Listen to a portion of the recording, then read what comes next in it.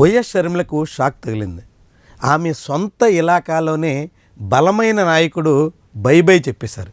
దీంతో ఇప్పుడు కాంగ్రెస్ పార్టీ అధ్యక్షురాలికి జలక్కిచ్చినట్టు అయింది. కడప ఎమ్మెల్యే అభ్యర్థిగా, కడప కాంగ్రెస్ పార్టీ అధ్యక్షుడిగా ఉన్న అఫ్జల్ ఖాన్ పార్టీకి రాజీనామా చేశారు. 2024 అసెంబ్లీ ఎన్నికల్లో అఫ్జల్ ఖాన్ పార్టీ అభ్యర్థిగా బరిలో దిగి వైఎస్ఆర్సీపీ ఆశల మీద నీళ్లు జల్లేశారు. అఫ్జల్ ఖాన్ ఏకంగా 24,000 ఓట్ల పైచిలుకు చేల్చడంతోనే అక్కడ వైఎస్ఆర్ కాంగ్రెస్ పార్టీ ఓటమికి ప్రధానమైనటువంటి కారణమైంది. ముస్లిం ఓట్లను పెద్ద సంఖ్యలో చేల్చడంతో ముస్లిం అభ్యర్థిగా ఉన్నటువంటి వైఎస్ఆర్సీపీకి ఆశల గండి పడింది. అది తెలుగుదేశం పార్టీ తరపున రెడ్డప్ప గారి మాధవి విజయానికి కారణమైంది. అలా కడపలో టీడీపీ జెండా రెపరెపలాడడానికి కారణమైనటువంటి కాంగ్రెస్ పార్టీ నాయకుడు అఫ్జల్ ఖాన్ ఇప్పుడు షర్మిల తీరు మీద తీవ్రంగా దుమ్మెత్తిపోస్తున్నారు. షర్మిల తీరుని తీవ్రంగా తప్పుపడుతున్నారు.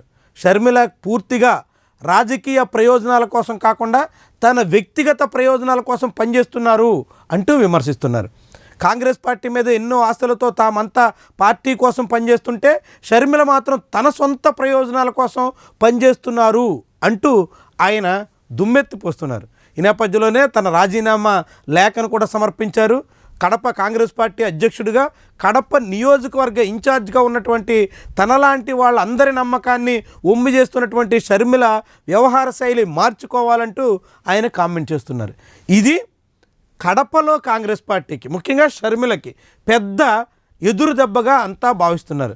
ముఖ్యంగా రాష్ట్రం అంతా షర్మిల వ్యవహార శైలి మీద కాంగ్రెస్ పార్టీలో అనేక రకాలుగా అనుమానాలు ఉన్నాయి. అనేక మంది ఇప్పటికే కాంగ్రెస్ పార్టీలో క్రియారహితంగా మారిపోతున్నారు. కాంగ్రెస్ పార్టీకి దూరంగా ఉంటున్నారు.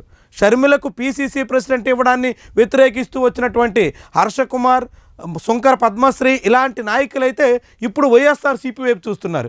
ఇప్పుడు అఫ్జల్ ఖాన్ కూడా అదే రీతిలో షర్మిల మీద వ్యతిరేకతతో జగన్ శిబిరం వైపు చేరతారా అనేటువంటి ప్రశ్న ఉత్పన్నమవుతుంది. గతంలో కూడా అఫ్జల్ ఖాన్ వైఎస్ఆర్సీపీలో చాలా క్రియాశీలకంగా పనిచేశారు. వైఎస్ఆర్సీపీ తరపున తనకు ఎమ్మెల్యే టికెట్ రాదు అని నిర్ధారించుకున్న తర్వాత ఆయన కాంగ్రెస్ పార్టీలో చేరి షర్మిల టికెట్ ఇవ్వడంతో ఆయన కాంగ్రెస్ పార్టీ బీఫామ్ మీద పోటీ చేసి వైఎస్ఆర్సీపీని ఓడించడానికి ప్రధానమైనటువంటి అస్త్రంగా ఉపయోగపడ్డారు. ఇప్పుడు అదే అఫ్జల్ ఖాన్ షర్మిలకు వ్యతిరేకంగా కామెంట్ చేస్తూ షర్మిల తీరును తప్పుపడుతూ ఆయన నేరుగా మళ్ళీ వైఎస్ఆర్సీపీ వైపు చేరే అవకాశం లేకపోలేదు అనేటువంటి అంచనాలు వినిపిస్తున్నాయి. ఇదే జరిగితే కడపలో పాగా వేయాలని, కడపలో ఎప్పటికైనా వైఎస్ జగన్మోహన్ రెడ్డి, అవినాష్ రెడ్డి బంధానికి చెక్ పెట్టాలని ఆశిస్తున్నటువంటి షర్మిలకు ఇది చాలా చాలా పెద్ద దెబ్బగా అంతా అంచనా వేస్తున్నారు. మరి ఇలాంటి ఎదురు దెబ్బలతో షర్మిల తన పార్టీని ఎంత మేరకు పుంజుకునే దిశలో తీసుకెళ్తారు, ఏ రీతిలో ఆ పార్టీని కొనారిల్లేదానికి కారణమవుతారు అనేటువంటి ప్రశ్నలు ఇప్పుడు కాంగ్రెస్ పార్టీలో పెరుగుతూ వస్తున్నాయి.